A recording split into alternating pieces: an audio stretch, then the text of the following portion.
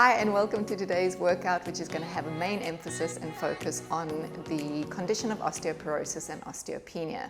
What does that mean? Well, I believe in prevention of things, so always making sure that your bones are being strongly built and you're doing things in your spine that are good for you and not bad for you. So before we begin, make sure you go and get yourself a towel in case you need to prop yourself up, and go and get a set of dumbbells. I've got 1 kilogram weights here. You could use 2 cans of something, or you could use nothing, but we're going to have a play as we go.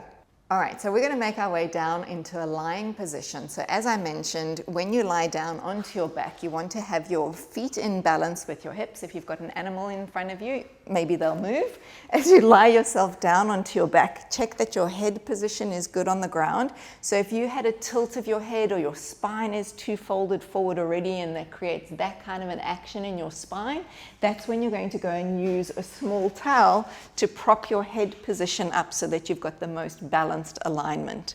So we're going to take it into a bridge. I'm not going to use the towel anymore, and having your hands by your side. So one of the things we don't want to do with our osteoporosis and penia clients is create too much curve in the spine.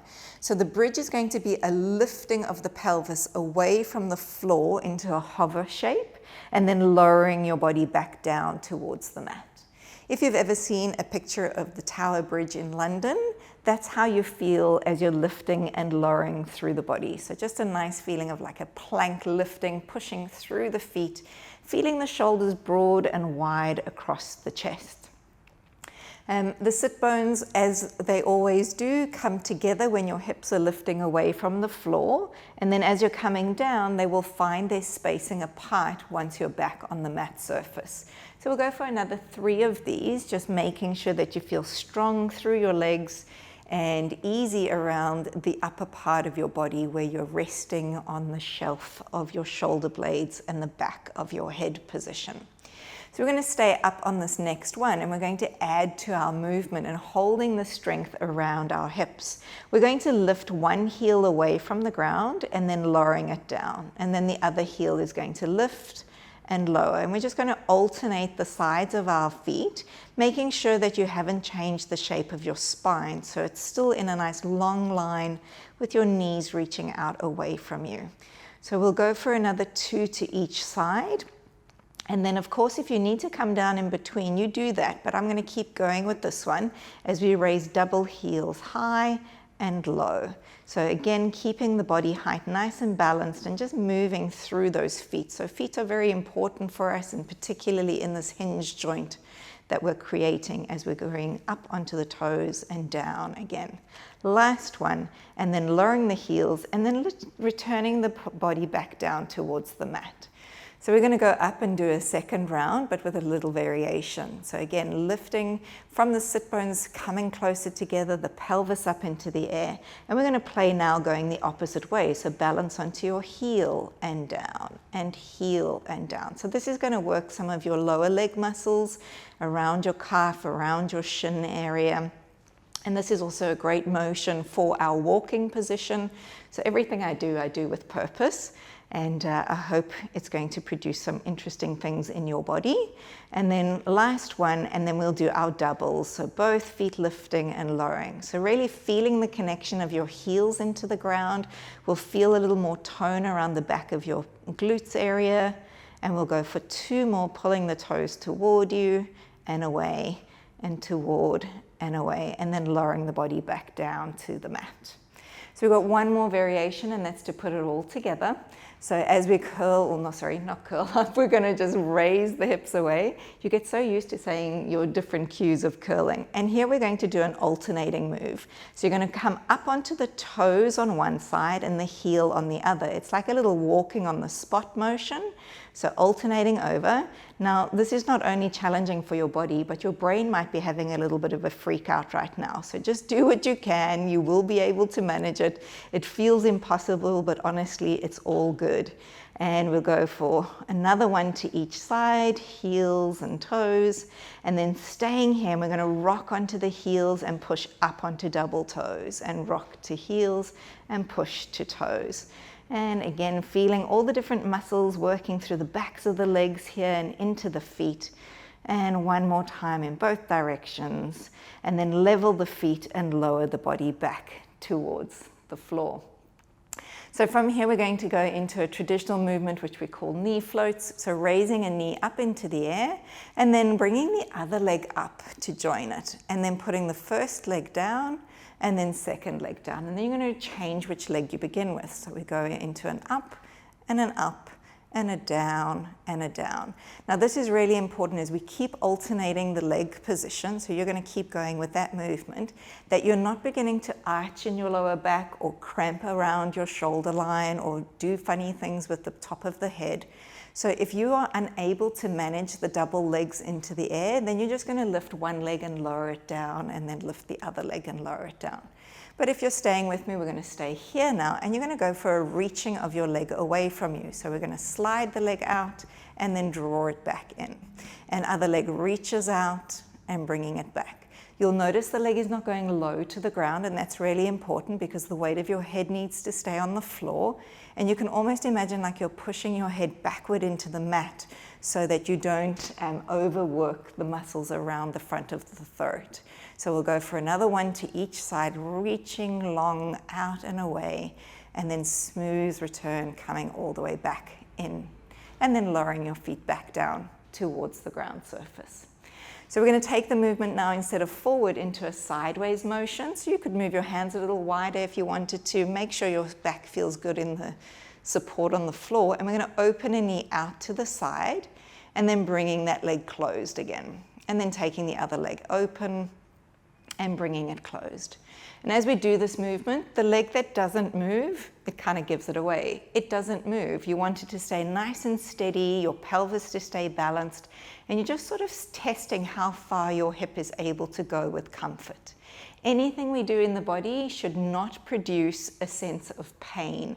So if you're feeling like that's catching in your hip, because osteoporosis can definitely happen in the hip joints, you don't want to be pushing to where you feel that signal of pain. You want to go to beyond before we feel that, that sensation in our body. One more time as we open out into the right leg. And then from there, again, this will depend on your hip joint surface. So bringing the legs up into the air, making sure you're comfortable through your resting position. We're going to start with the feet touching each other as you open the left knee out and then close it in. And then open the right knee and closing it back. Obviously, I'm taking you into more advanced movements here, so if you're not ready for these, just stick with another round of the feet on the floor. You'll still be doing great benefit, and you'll be building your strength in nice, simple ways. Now, if you'd like to progress this one, we'll keep the feet apart, and as the leg goes away, you're going to move it as far out to the side as you can, keeping everything else steady and balanced. And again, just remembering the space in your hip to not feel like it's catching, pinching, cramping. Those are not good things for the body. We want to just make sure that you're going where you can feel comfort and that you're feeling mobility and ease inside of your hip joint area. And then bringing your legs back in, and then let's lower your feet down towards the floor. So here, hopefully your weights are nice and close by, and you're just going to collect them as you are lying here. We're going to send our arms straight up towards the ceiling, and you can have a little reach of the shoulders away from the floor and then rest them back down again. So as we do this, we're focusing on the two sides of you. Are your shoulder blades moving as evenly as each other? Or is one feeling like it's got more range? And sometimes it's not about having to make the change right here, right now, but making that awareness is what's key. And then resting the shoulders down, we're going to open the arms out to the sides, having the arms just hovered off of the floor and then bringing them back towards the center. So you're not touching your hands together at the top, and you're not letting your arms rest onto the mat. This is quite important. So you're really working within your strength training here to not let gravity win and drop your arms and limbs to the floor. And just feeling, again, I like to use the words elastic in your body. So there's the sense of stretch and rebound, but without being too vigorous in your movement. Let's go for 3 more. You know, Pilates started with the name of contrology, and that's how we feel when we do these movements, is control in our move. And then pause here, palms can face the ceiling as you draw your arms into the side and then open them back out to shoulder height. And again, closing the arms in toward the body and then opening the arms back out to in line with the shoulders. Keeping the hands just in a nice even balance away from the floor is really a lot of strength training, again, around your shoulder muscles. And you'll begin to start to feel this depending on how much your weight is that you have in your hands. Obviously, if you've got a dumbbell, much easier to hold onto the dumbbell. So remember to work with whatever apparatus you have so that it doesn't feel like you're just stressing your hand position out or you're starting to do other compensations in other parts of the body. Last one, drawing in and then widen back out again, bringing the arms back toward the ceiling. Let's send the arms backward in a scissor and forward and just alternating sides. So as we do our scissor pattern, you may find one arm again likes to go further than the other, but there's no touching of the weights down to the floor. And checking that the spacing between your shoulder and the top of your ear or bottom of your ear is staying nice and balanced. And we'll go for one more to each side. And then we're going to send both arms back up towards the ceiling. Let's turn the palms to face toward the front, and we're going to bend the elbows down to the mat and then bring them up toward the ceiling. And again, folding them out and bringing them in. So widening across your chest as the elbows are coming down and then coming back together. Again, try not to bang your dumbbells together at the top because you want to feel that each arm is in super control of the movement as we work through. And sometimes when you touch those dumbbells together, you lose that little bit of individuality inside of each arm. And we'll go for one more time and then bringing it all the way down to rest. All right, so resting the weights down, we're going to flip all the way over onto our tummies. So as we do that, just make your way into a barrel roll. And this would be a good time to have the towel again. So when you're lying down, if you find it a struggle in your shoulder line, just bring your towel and place it underneath your lower rib area and then just folding your body shape over the top. So you can take your hand weights now in a long position. Your head will be dropped down a little lower if we rested. But I want you to just have your neck and head position balanced with your spine, but allow your shoulders to relax forward. So the movement is going to be bringing the shoulders back towards each other and then raising the arms away from the floor. And then lowering the arms and relaxing the shoulder blades forward. So we feel the collarbones peeling open and then raising arms, lowering arms, and collapsing shoulders forward. So 3 more of these, just nice and simple. As we're doing this motion with the weights in the hands in the long position, it's a little bit more challenging through the backs of the arms. And even though we don't actually have our spine in what we call an extension right now, we're using our back muscles, which are our extensor muscles. So last one like that. Now what we're going to do is add an extension in the spine. So we'll start with the head rolling away from the floor, peeling the front of the chest. Lengthen the arms down and away and hover them just off the mat. And then lowering your front body down, hands will touch down, and then top of the head coming forward. And again, raising the eyes toward just a little bit further than your nose, bringing your spine up, bringing your arms up, and then lowering down from the ribs through the front of the body, resting the arms and letting those shoulders roll forward. And again, feeling the spinal motion, the shoulders integrated into the back of the body, raising the arms. So motions of feels will be through the back of the arms and through the back of the spine, along the length of the spine. Be careful of shortening the back of the neck where you feel pinched and crunched. You want to just still be looking forward, so you've got this balanced curve of your spine lifting and lowering. From here, we're going to move into our quadruped series. So just placing your weights away, take the towel out, and then press yourself away from the floor like a push-up and come into your quadruped setup. So hands under shoulder line, knees underneath the hip line, and pardon my hair, but that's what happens sometimes in videoing. So keeping the position of your body. So when we weight bear down here, your arm creases are not facing forward and super locked out. Keep them facing to each other. Remember the height of your head, your shoulders, and your pelvis are staying in a diagonal line up like that. So moving straight away into an opposite arm and leg, reaching out long. Pause for the moment and then coming back in. And then switch over to the opposite limbs. So it's not a hurried movement. You want to find like you were on video or maybe on camera, and you're just going to pose for the photograph and then coming back down again. And other side, reaching out long and coming back. So notice how I use the word long and not high. So my arm and leg are in line with my shoulder and my hip, and I'm not dipping out into my lower back position.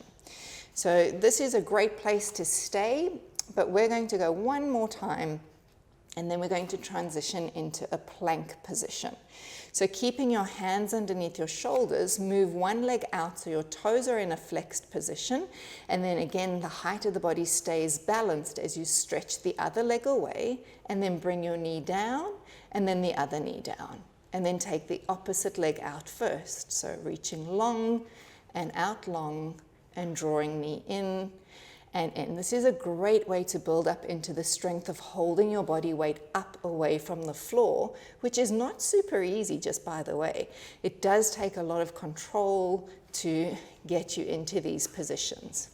We're going to take it into an exercise we call leg pull front. So holding your position here and then reaching your right toes long as we raise your leg for 5 and 4. 3 and 2 and 1, and then put the foot down. We're going to the left side. As you're doing this, you're not changing the shape of your pelvis.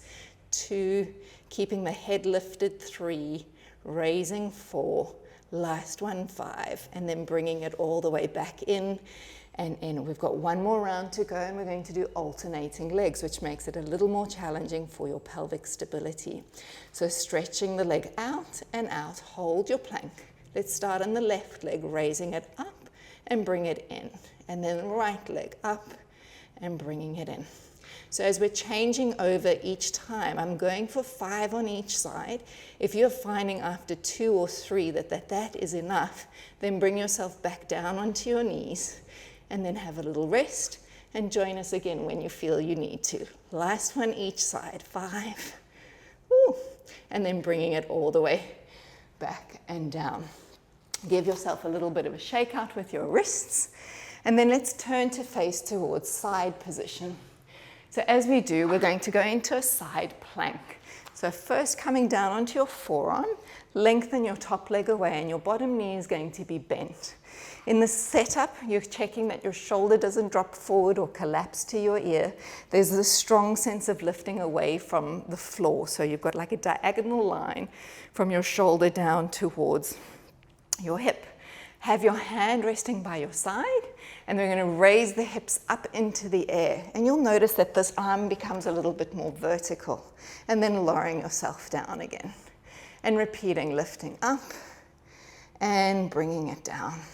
3 more to go on the side, nice and simple motion, focusing on also the support of your underneath hip here as you're bringing yourself up away from the floor. And 2 more. You can add, if you wanted to, an arm reaching towards the ceiling and returning down. We're going to take it into 2 legs straight and away from you. Flex into your feet like you're standing on the wall opposite from you. You may need to shift your elbow a little bit. And we're going to bring it all the way up towards the top again. So if this is too much, stay with the version before. So raising your hips and lowering your hips. Now, if you want to take it to the extra mile, include the arm lifting and lowering as you do that motion. 3 more. And just another 2. I love using the word strong because that's how I feel in my body when I do this. And 1 more. And bringing it all the way down. We're going to stay on the side just for a moment as we take it into the next variation, which is going to be onto the hand position. And for some people, it's going to feel a little easier than doing it on the forearm. But if you have any wrist issues, then staying on the forearm is best for you. So we're going to bring ourselves all the way up into a side position like that. Just check your arrangement. I like the first one just to be, where am I in space? And then top leg is all the way out away from you. And then we're just going to raise your arm towards the ceiling and bring it down. So here, instead of the lifting and the lowering of the body, we're going to be focusing on the strengthening in holding your position. And then one more to go and bringing it all the way back down. Have a break. We're going to do the same round, but if you've got the movement capacity and the strength, you're going to do it with both legs straightened out. Now, instead of stacking one foot on the other like we did in the side lift, we're just going to have one foot in front and the other foot behind. And then holding your shape in the side plank and raising your arm up and bringing it down. So the alignment of your spine is really critical here. You want to feel long on a diagonal line from the top of the head down towards your feet. One more, and then bringing yourself all the way to the mat surface. We're going to spin around and do the second side. So beginning down onto your forearm position, have your lower leg bent and then your top leg stretched. So in this position, it's a little bit of a play, a little bit of a guessing game until you come up for the first one.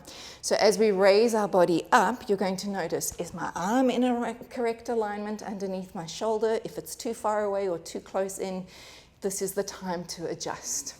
As you're coming up, there's that sense of a slight lift and push from the bottom, bringing your hips slightly forward and then back towards the mat. So coming up, using the strength of your underbody muscles to bring you up into your side plank. And we've got two more to go. And of course, if you wanted to, you could always add in that top arm as you raise and come down.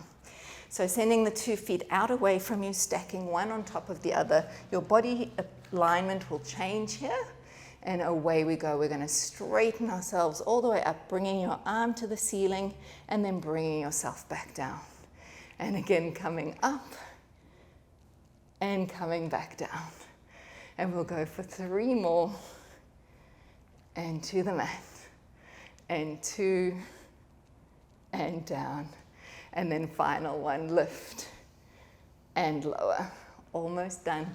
As we make our way onto the hand position now, take the hand a little further than normal, underneath knee bent, top leg straight, and then come up into your standing shape. So make sure that you're in the right position. Position is everything.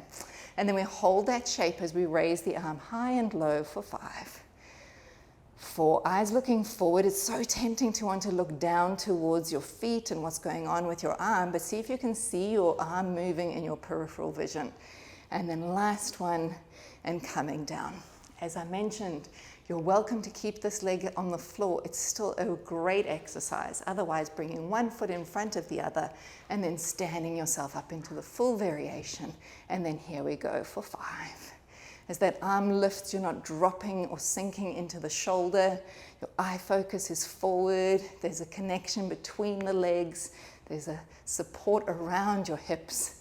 That's number 5. And we're bringing it all the way down. We have one more exercise to do, and that's going to take us up into a standing position. So let's just think of how we're going to stand. So working into a functional movement, we'll come through onto knees, bringing one foot in front of you, tuck toes behind, and press yourself all the way up. So facing into a direction that suits you, and then feet are just a little bit narrower than your shoulder space.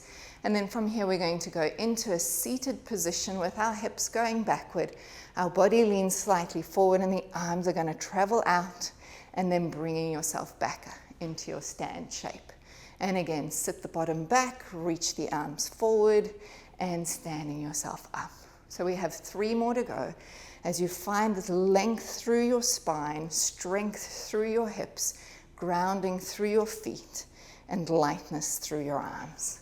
One more time as we reach it all the way out, and then coming back up into stand. Now we're going to do one more round, and that's to pick up your weights if you have them close by, and we repeat the round, which is just going to add on to a bit of the toning and strengthening. So same action, sit your bottom down, reach the arms forward, and then bringing it up. The proviso with this one though, of course, is that as the arms are going forward in your motion, you're not allowed to bring your shoulders up with you. So you've got to feel like your arms are raising, but your shoulders are sliding down as you reach long, and you have one last one to go. And then standing yourself all the way back to the top. Well, there's your workout for today. I hope you've enjoyed it, and do it a few times a week and you'll start to notice some great changes in your body strength and in your tone and in your stamina. See you soon.